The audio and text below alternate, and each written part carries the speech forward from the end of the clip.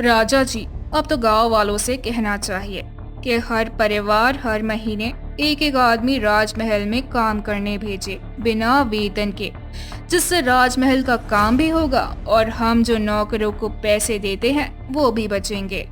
तुम ठीक कह रही हो। मैं सैनिक से कहकर गांव में घोषणा करवाता हूँ। बहुत समय पहले एक शांत और सुंदर राज्य में एक राजा विक्रम सिंह राज करता था। वो राजा अपनी प्रजा से बहुत प्रेम करता था। दिन रात वो यही सोचता था कि कैसे अपनी जनता की भलाई कर सके। हर सुबह वो दरबार में बैठता और लोगों की परेशानियां सुनता, गरीबों को धन देता, बीमारों के लिए वैद्य बुलाता और किसानों के लिए नहर खुदवाता। राजा की रानी दुर्गावती भी वैसे ही दयालु थी। दोनों मिलकर लोगों की मदद करते थे। राज्य में सुख और शांति थी। राजा का मंत्री चंद्रपाल बहुत ईमानदार था। उसके मन में लालच नहीं था और हमेशा प्रजा के लिए अच्छे काम करता था। उन्हें कभी दुख का अनुभव भी नहीं होने देता था।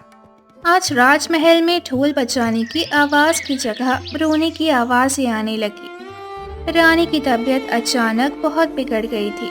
वैद्य ने बहुत कोशिश की लेकिन रानी बच न सकी। हे भगवान, तूने मेरी जीवन संगनी को मुझसे क्यों छीन लिया? राजा जी, आपको हिम्मत रखनी होगी। प्रजा को भी आपकी जरूरत है। राजा बहुत दुखी हुआ। कई दिन तक वो दरबार नहीं आया। उसका मन किसी काम में नहीं लगता था। समय बीतता गया। राज्य की जिम्मेदारियां फिर से राजा ने उठाई, लेकिन अकेलापन उसे खलने लगा। राजा जी, आपको अब जीवन में आगे बढ़ना चाहिए। कोई साथी हो तो राज्य के काम भी अच्छे से हो सकेंगे। मैं सोच रहा हूँ मंत्री जी, शायद अब मुझे दोबारा विवाह कर लेना चाहिए। ये अच्छा विचार है। इससे आपका अकेलापन दूर हो जाएगा। आपको नया साथी मिल जाएगा। राजा ने दूसरे राज्य से एक सुंदर स्त्री से विवाह किया। उसका नाम सुरभि था। वो पहले तो बहुत शांत और विनम्र दिखती थी। राजा ने सभी गांव वालों को अपने राजमहल में बुलवाया और सभी गांव वालों से कहा, सुनो मेरी प्यारी प्रजा, ये मेरी नई रानी सुरभि है। इसे वही आदर दो जो तुमने मेरी पहली पत्नी को दिया था। जय हो महाराज की, जय हो हमारी रानी जी की। प्रजा ने तालियां बजाई और नई रानी का स्वागत किया। लेकिन किसी को नहीं पता था कि नई रानी पहले वाली रानी जैसी नहीं है। रानी सुरभि अंदर ही अंदर बहुत लालची थी। उसे गहनों से प्रेम था। उसे राजसी वैभव चाहिए था। उसे दूसरों की भलाई से कोई मतलब नहीं था। वो बहुत मतलबी थी। पूरा राजमहल खजाने से भरा पड़ा है और ये मूर्ख राजा उसे गरीबों में बांट देता है। ऐसे तो पूरा खजाना खत्म हो जाएगा। धीरे धीरे रानी राजा को भड़काने लगी कि उसे दान पुण्य कम करना चाहिए। लेकिन शुरुआत में राजा उस पर ध्यान नहीं देता था। उधर राजा का मंत्री अभी भी राजा की सेवा में सच्चे मन से लगा था। वो राजा को पहले की तरह समझाता, सही सलाह देता। राजा जी, दया करना आपकी सबसे बड़ी शक्ति है। इसे कभी मत छोड़िए। तुम चिंता मत करो मंत्री जी। जब तक मैं हूँ मेरी प्रजा कभी दुखी नहीं रहेगी। मंत्री बहुत खुश था कि राजा अब भी सही सोच रखता है। लेकिन वो नहीं जानता था कि रानी सुरभि के इरादे कुछ और हैं। अगर ये राजा मेरी बातों में नहीं आया तो मैं इसे रास्ते से हटा दूंगी। रानी ने धीरे धीरे अपने लोग महल में लाने शुरू किए। वो अपने मन के लोग दरबार में बिठाने लगी। ये लोग कौन है रानी जी? इन्हें दरबार में क्यों बुलाया गया है? ये मेरे अपने हैं। अब राज्य के कामों में मेरी भी हिस्सेदारी होगी। मंत्री कुछ नहीं कह सका। वो समझ चुका था कि अब राजमहल का माहौल बदल रहा है। नई रानी के आने के कुछ ही महीनों में पूरे राज्य का माहौल बदलने लगा। जहां पहले लोगों के चेहरे पर मुस्कान होती थी, अब वहां डर और चिंता की लकीरें थी। राजा जी, आपने बहुत दान कर लिया। अब थोड़ा अपने खजाने की सोचिए। इतनी फसल उगती है लेकिन हमें क्या मिलता है? राजा हैं आप, जो कहेंगे वही होगा। प्रजा को कहना होगा कि अब हर साल की फसल का आधा हिस्सा राजमहल को देना होगा। अगले ही दिन गांव में सैनिकों की टोली भेजी गई, ढोल बजाया गया और घोषणा हुई। बात तो सही कह रही हो रानी। मैंने अब तक प्रजा की बहुत सेवा की है, अब वो हमारे लिए कुछ करे। सुनो सुनो, अब से हर किसान को अपनी फसल का आधा हिस्सा राजमहल को देना होगा। जो मना करेगा उसे दंड मिलेगा। ये क्या कह रहे हो भैया? पहले तो राजा खुद आकर मदद करते थे, अब ये कैसा हुक्म है? हमारे बच्चों के लिए ही अनाज नहीं बचता, अब आधा राजमहल में दे देंगे तो हम क्या खाएंगे और हमारे बच्चे क्या खाएंगे? रानी के आने के बाद सब बदल गया है। राजा अब रानी की बातों में आ गया है। रानी ने राजमहल में बड़े बड़े संदूक मंगवाए। किसानों से जबरदस्ती अनाज लिया गया और उन संदूकों में भरवाया गया। वाह, देखो राजा जी, अब अनाज खजाना भरने लगा है। अब सोने चांदी का भी खजाना भरना है। मैं गांव की औरतों को सोने चांदी के जेवर पहने देखा है, उन पर वो शोभा नहीं देते। गांव की सभी औरतों से सोने चांदी के जेवर हम अपने राजमहल में मंगवा लेते हैं। राजा ने फिर आदेश दिया, गांव की हर स्त्री अपने गहने राजमहल में दे दे। सैनिक घर घर जाकर औरतों से गहने छीनने लगे। ये तो मेरी माँ की निशानी थी, कृपया करके मत लीजिए इसे। राजा का आदेश है, जो नहीं मानेगा उसे सजा मिलेगी। कई घरों में रोने की आवाजें आने लगी। बच्चों को खाना नहीं मिलता, बुजुर्ग दवाई को तरसते और जवान खेतों में खून पसीना बहाकर भी खाली हाथ घर लौटते। राजा जी, ये क्या हो रहा है? प्रजा दुखी है, भूखी है। आप तो हमेशा उनके भले के बारे में सोचते थे। बस करो मंत्री, अब मैं वही करता हूँ जो जरूरी है। राज चलाने के लिए धन चाहिए। रानी जो कह रही है वो ठीक कह रही है। परंतु राजा जी, अगर प्रजा ही नहीं बचेगी तो राज्य कैसा? कृपया एक बार गांव चलकर खुद देखिए कि लोग कैसे जी रहे हैं। मुझे किसी गांव में जाकर गंदगी देखने की जरूरत नहीं है। तुम्हारी बातें अब बकवास लगती है। जाओ दरबार से बाहर। मंत्री की आंखों में आंसू थे। वे उठे और राजमहल से जाने लगे। रानी सूरभि ने तो राजा को अपने वश में कर लिया है। राजा वही कह रहे हैं जो रानी सूरभि कह रही है। गांव वाले परेशान होने लगे थे। कितना अच्छा समय था पहले, हम राजा को पिता की तरह मानते थे। अब तो वो राक्षस बन गया है। हमारे खेत लूट लिए, हमारे घर उजाड़ दिए। मेरा बच्चा 3 दिन से भूखा है, अब तो भगवान ही मालिक है। राजा का दिल पत्थर का बन गया है। हम तो अब बस सहे जा रहे हैं। रानी राजा को भड़काए ही जा रही थी। राजा जी, अब तो गांव वालों से कहना चाहिए कि हर परिवार हर महीने एक एक आदमी राजमहल में काम करने भेजे बिना वेतन के, जिससे राजमहल का काम भी होगा और हम जो नौकरों को पैसे देते हैं वो भी बचेंगे। तुम ठीक कह रही हो। मैं सैनिक से कहकर गांव में घोषणा करवाता हूँ। गांव के युवा अब जबरदस्ती महल के कामों में लगाए जाते। कोई रसोई में, कोई सफाई में, कोई रानी के पैर दबाता। मैं तो खेत में हल चलाकर पैसे कमाता था, अब राजमहल में काम कर रहा हूँ, वो भी बिना पैसों के। पूरे गांव में परेशानियां छा गई। दुखों के पहाड़ टूट पड़े। हमारे साथ जानवरों जैसा व्यवहार हो रहा है। अगर यही चलता रहा तो हम मर जाएंगे। पूरे राज्य में हाहाकार मचा हुआ था। कोई चैन से नहीं सो पा रहा था। भूख, दर्द, प्यास, यही लोगों की जिंदगी बन गई थी। जो गांव वाले रानी और राजा का आदेश नहीं मानते, राजा के सैनिक उनके खेत जला देते, उनके घर जला देते। गांव वाले कुछ नहीं कर पा रहे थे। एक रात जब राजमहल की छत पर चांदनी बिखरी थी, रानी ने अचानक राजा को अकेले मिलने बुलाया। राजा को जरा भी अंदेशा नहीं था कि आज उसकी जिंदगी पूरी तरह बदलने वाली है। राजा जी, आज आपको एक सच्चाई बतानी है। मैं एक डाकू महिला हूँ। क्या कह रही हो तुम? क्यों किया तुमने ये सब? तुम्हारा महल, तुम्हारा खजाना, मुझे सब चाहिए था। मैंने तुमसे शादी ही इसीलिए की थी। अब वक्त आ गया है असली खेल का।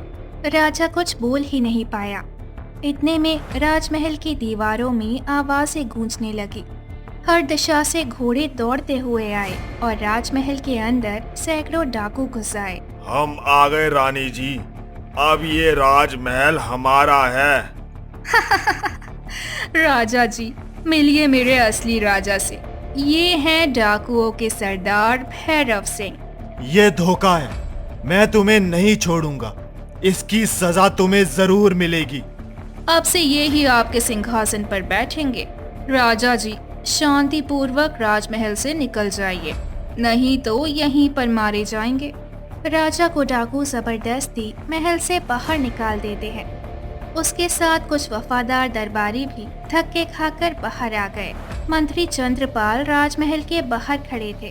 उन्होंने राजा से कहा, महाराज, हमने कई बार आपको चेताया था। अब देखिए, पूरा महल डाकुओं के कब्जे में है। मुझसे गलती हो गई मंत्री जी, मैं अंधा हो गया था। मुझे नहीं पता कि रानी सूरबी ऐसी है। मैं उनके भड़कावे में आ गया था। अब डाकुओं का सरदार भैरव सिंह सिंहासन पर बैठ चुका था। रानी उसके बगल में बैठी मुस्कुरा रही थी। सभी डाकू राजमहल आ गए। डाकुओं ने राजमहल को शराब, शोर और दहशत की जगह बना ली। सुनो सब, अब से ये राज्य मेरा है। जो मेरी बात नहीं मानेगा उसकी गर्दन उड़ जाएगी। और जो सैनिक, मंत्री या दरबारी रहना चाहते हैं, उन्हें मेरी सेवा करनी होगी, नहीं तो उन्हें भी भगा दिया जाएगा। गांव में उथल पुथल मच गई। डाकू महल से निकलकर गांव में घुसने लगे। खेतों को आग लगा दी गई। लोगों से जबरदस्ती पैसा और अनाज लूटा जाने लगा। हे भगवान, अब तो बर्बादी ही बर्बादी है। हमारे खेत जला दिए, हमारे जानवर छीन लिए। मुझे तो पहले ही लगा था कि नई रानी ठीक नहीं। ये सब उन्हीं ने करवाया है। डाकुओं को भी उन्हीं ने बुलवाया होगा। राजा अब गांव के बाहर एक टूटी झोपड़ी में मंत्री और कुछ दरबारियों के साथ रह रहा था। वो शांत बैठा था, पर अंदर से टूटा हुआ था। महाराज, अब क्या करेंगे? मैंने सब खो दिया मंत्री जी। अब मैं कुछ नहीं कर सकता। गांव वालों को जैसे ही पता चला कि राजा उनके गांव में है, वो धीरे धीरे उसके पास आने लगे। राजा जी, हम जानते हैं आपसे भूल हुई है। आप हमारे राजा हैं। हम आपको माफ कर चुके हैं। ये रोटियां खाइए राजा जी, हमें तो आज भी आप पर भरोसा है। मैं आप सबके काबिल नहीं रहा, फिर भी आपने मुझे अपनाया। मैं वादा करता हूँ, अब मैं पहले जैसा राजा बनूंगा। राजा अब गाँव वालों के साथ खेतों में काम करने लगा। बच्चों के साथ खेलता, बूढ़ों की सेवा करता और हर दिन अपनी गलती सुधारने की कोशिश करता। गांव वाले भी राजा को माफ कर चुके थे। उधर डाकू भैरव सिंह अपने साथियों से कहता है, हम सभी गांव वालों से उनकी जमीन छीन लेंगे और जो अपनी जमीन नहीं देगा उनके घरों में आग लगा दो। गांव वालों को हमारी ताकत का अंदाजा नहीं है। अब देखना कैसे ये सब हमारे आगे झुकेंगे। डाकू गांव में फिर से पहुंचे। खेतों को आग लगाई गई, झोपड़ियां तोड़ी गई और जो गांव वाले उन्हें रोकते उसे डाकू बहुत मारते। ये लो आग, अब देखो कैसे उगती है फसल। अब तो हमें भगवान ही बचा सकता है। अब और देर नहीं करनी चाहिए। प्रजा आपके साथ है, सभी साथ है, तो हम कुछ भी कर सकते हैं, किसी को भी हरा सकते हैं। गांव वालों, अब समय आ चुका है उन डाकुओं को सबक सिखाने का, बुराई को हराने का। हम सभी साथ हैं तो वो हमारा कुछ नहीं बिगाड़ पाएंगे। क्या आप सभी तैयार हैं? हाँ हम तैयार हैं, हाँ हम तैयार हैं, हम सभी तैयार हैं। उन्हें नहीं छोड़ेंगे, अपनी एक एक नुकसान का बदला लेंगे। सभी गांव वाले अपने अपने घर से लाठी डंडे लाने लगे। औरतें भी पीछे नहीं हटी और लाठी डंडे लेकर आई। हम चुप रहे तो और लुटेंगे, अब तो हिसाब होगा। उस नकली रानी को भी सबक सिखाना है, हम भी साथ चलेंगे। अगली सुबह सैकड़ों गांव वाले डंडे, लाठियां, फावड़े और जो कुछ मिला वो लेकर राजमहल की ओर बढ़े। राजा, उसके बगल में मंत्री और पीछे पूरी जनता। सबके चेहरे पर क्रोध और आंखों में आत्मविश्वास। आज हम अपने हक के लिए लड़ने जा रहे हैं। हमारा न्याय ही हमारी तलवार है। राजमहल के गेट पर 2 डाकू पहरा दे रहे थे। भीड़ देखकर वो घबरा गए। अरे बाप रे, ये क्या आ रहा है? जल्दी अंदर खबर कर दो, गांव वाले आ गए हैं। रानी और डाकू भैरव सिंह दरबार में आराम से बैठे थे। तभी वहाँ पर डाकू आए। अरे क्या हुआ? रानी जी, राजमहल की ओर गांव वाले आ रहे हैं, डंडे लेकर। राजा भी साथ में हैं। सबको रोक दो, गोलियां चलाओ। पर तब तक बहुत देर हो चुकी थी। महल का गेट टूट चुका था। गांव वाले अंदर घुस चुके थे। आज प्रजा अपने राज्य का फैसला खुद करेगी। मंत्री ने आगे बढ़कर सबसे पहले डाकू भैरव सिंह को पकड़ लिया। ये रहा वो जिसने हमारी जमीन को जलाया था। अब जवाब दो। तूने मुझे बेघर किया था, अब देख मैं तेरा क्या हाल करता हूँ। राजा और मंत्री ने मिलकर डाकू सरदार को जमीन पर गिराया और पूरी तरह पीटा। अरे छोड़ो, माफ कर दो, मैं भाग जाऊंगा। भागने की सोच भी मत। आज तू वही भोगेगा जो तूने दूसरों को दिया है। उधर रानी को गांव की औरतों ने घेर लिया। तू हमें रानी बनकर लूटती रही, हमारी रोटियां छीनती थी ना, अब तुझे भी स्वाद चखाते हैं। औरतों ने रानी को पकड़ा और उसकी भी अच्छी तरह पिटाई की। वो चिल्ला रही थी, माफ कर दो मुझे, मत मारो, मुझसे गलती हो गई। लेकिन किसी ने नहीं सुनी। अब क्यों माफी मांग रही हो? लूटते वक्त तो रहम नहीं किया, हमारे खेत जला दिए, घर जला दिए, बच्चों से काम करवाया। बचते बचाते रानी और डाकू सरदार वैभव सिंह किसी तरह पीछे के रास्ते से भाग निकले। पीछे प्रजा का नारा गूंज रहा था, सच्चा राजा हमारा राजा, सच्चा राजा हमारा राजा। राजमहल एक बार फिर से अपने असली राजा के हवाले था। राजा ने सिंहासन पर बैठने से पहले प्रजा के सामने सिर झुकाया। मेरी नासमझी की सजा आप सबने झेली, मगर आज आपने मुझे दूसरा जीवन दिया है। राजा वही होता है जो अपनी गलती माने, और आपने वो कर दिखाया। अब फिर से सब ठीक होगा। आप हमारे राजा हैं और हमेशा रहेंगे। पूरे गांव में सब कुछ पहले जैसा होने लगा। खेतों में फसल बोई गई, बच्चे फिर से हंसने लगे, सभी गांव वाले खुश रहने लगे। राजा अपने सिंहासन पर बैठे हुए थे। मंत्री जी ने राजा से कहा, अब सच्चे न्याय की शुरुआत होगी महाराज, और आपकी कहानी लोगों को सिखाएगी कि गलती चाहे जो हो जाए, गलतियों को मानने वाला और गलतियों को सुधारने वाला ही असली राजा होता है।